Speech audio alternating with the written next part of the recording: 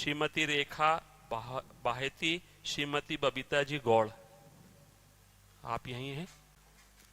यहीं हैं तीनों बैठे? ठीक, अच्छा। राधे राधे महाराज जी। महाराज जी, जो भगवान का नाम नहीं लेते फिर भी अच्छे से रहते हैं, और जो भगवान का नाम लेते हैं परेशानी में रहते हैं, क्या फर्क है? कौन बोला? ये तीनों। हाँ, ऐसा देखा भी जाता है। क्या होता है कि जैसे कोई प्रभु का नाम जप नहीं कर रहा और बड़ा लौकिक पदार्थों से भरा पूरा देखा जाता है, सुखी देखा जाता है, तो उसमें हमारे भागवतिक विधान में एक सिस्टम है। जो भगवत मार्ग से विमुख आचरण, पापाचरण, अधर्माचरण करता है और आपको सुखी नजर आ रहा हो, तो उसके बहुत थोड़े पुण्य हैं। उनको भुगाने के लिए पहले हमारे संविधान, भागवतिक संविधान में उसके पुण्य नष्ट कर, क्योंकि जब उसे दुख मिलेगा तो पुण्य उसका सहयोग कर देगा, इसलिए पहले उसके सहयोगी का नाश किया जाता है। उसका सहयोगी जो सुकृत है उसको दे दिया गया। अब वो पापाचरण में और उन्मत्त हो गया।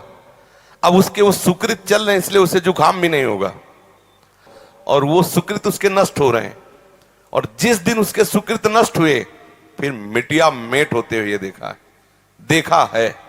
शास्त्रों का विधान तो है ही, हमने देखा है।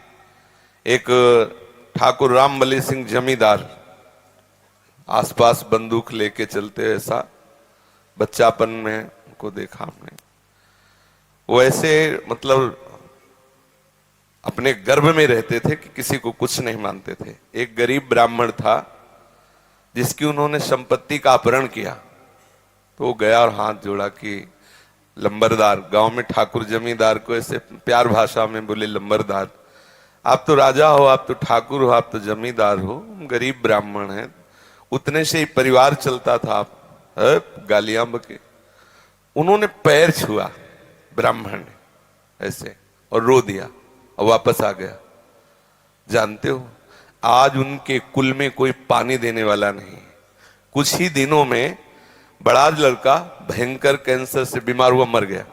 दूसरा दिमाग खराब हो गया, तीसरे की टांग टूट गई, चौथा लेबरी करके उनको जो खवाने वाला था पीलिया हो गई। और आप अफीम के इतने नशेबाज बन गए कि धीरे धीरे सब, जहां उनके आगे पीछे बंदूक लेके चलते थे वहां मक्खी उड़ाने वाला कोई नहीं रहा, और एक पशु की तरह मरे जब कोई फेंकने वाला नहीं।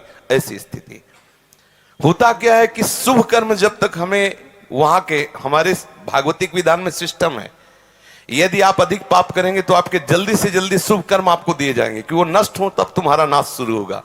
और जब आप भागवतिक कार्य करते हैं तो देख लिया गया ना कि आप संभल रहे हो, तो आपको कोई बाधा ना पहुंचा सके, इसलिए आपके जो पाप कर्म है उनको फेंक दिया गया कि उधर से खाली करो।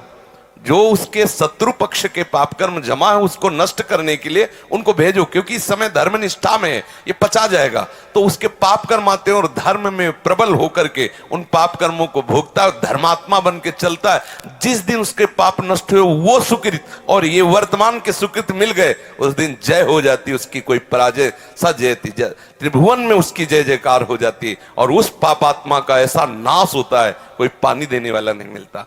ऐसा नहीं है कि पापी पुरुष मौज से है और धर्मात्मा कष्ट से है, उसके रहस्य को नहीं जानती इसलिए तुम्हें ऐसा लगता है। समझ पा रही हो?